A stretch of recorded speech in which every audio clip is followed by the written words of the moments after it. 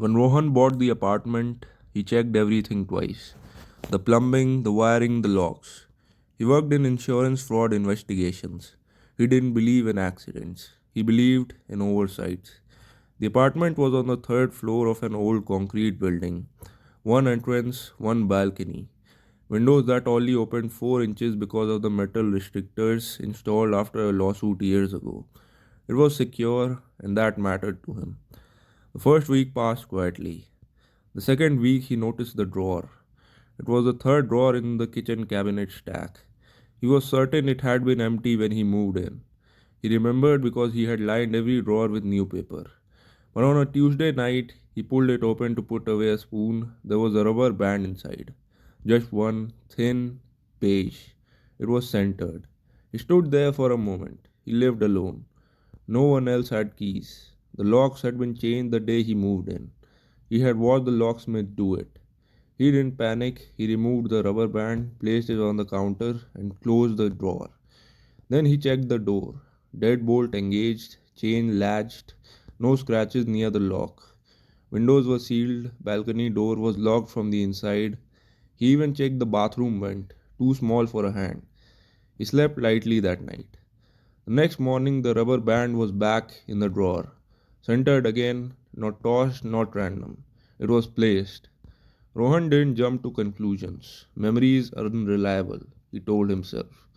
Maybe I absent mindedly put it back. So he tested it. That night before bed, he emptied the drawer completely, wiped it clean, took a photo of the inside with his phone, timestamp visible.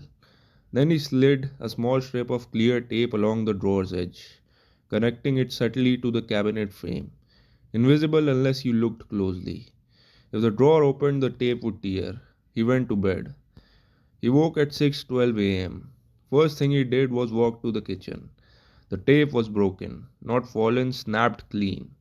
He stared at it. Then he pulled the drawer open. Inside was a rubber band and something else. A key. Not his key, old, brass, worn. He didn't touch it immediately. Instead, he stepped back and examined the apartment again.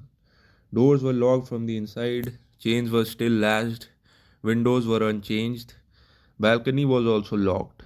He walked outside into the hallway. No secondary entrances, no maintenance except the main stairwell. He checked the building's shared electrical closet at the end of the hall, locked with a municipal seal. No one could enter without coming through the front door, which had been locked from the inside. This time he did panic, but quietly. He set up his laptop in the kitchen that night and aimed the webcam directly at the drawer. He locked every lock, engaged the chain, placed a chair under the door handle. Then he slept on the couch with the lights on.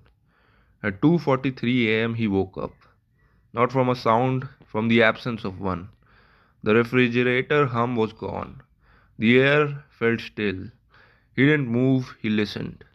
A soft metallic click came from the kitchen. He stood slowly and stepped toward the doorway. The fridge light was off. Power outage. But the street lights outside the window were still on. So not a building outage, just his unit.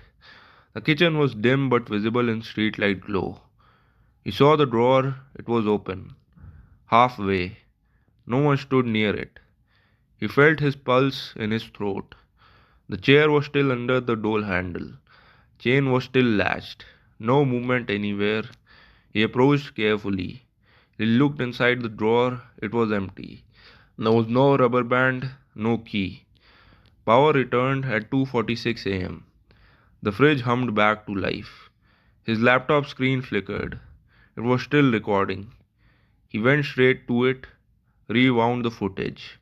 At 2:42 a.m. the screen went black, total blackout. Battery should have kept it running, but the recording cut. Exactly when the power cut. Exactly for 3 minutes. Then it resumed automatically when power returned. He checked the battery indicator. It was 100%. It had been plugged in. The outage hadn't drained it. The recording didn't fail. It was stopped, remotely or internally. Rohan finally did something he should have done earlier. He pulled the stove away from the wall. Behind it, near the floorboard was a panel, painted over but not well. He knelt, scratched at it. A small square hatch revealed itself, about 2 feet wide. He removed it. Cold air flowed from inside, not from outside, from between the walls. He aimed his flown flashlight inside. There was space, not a tunnel, a cavity. And in that cavity was a narrow crawl path leading horizontally to the neighboring apartment.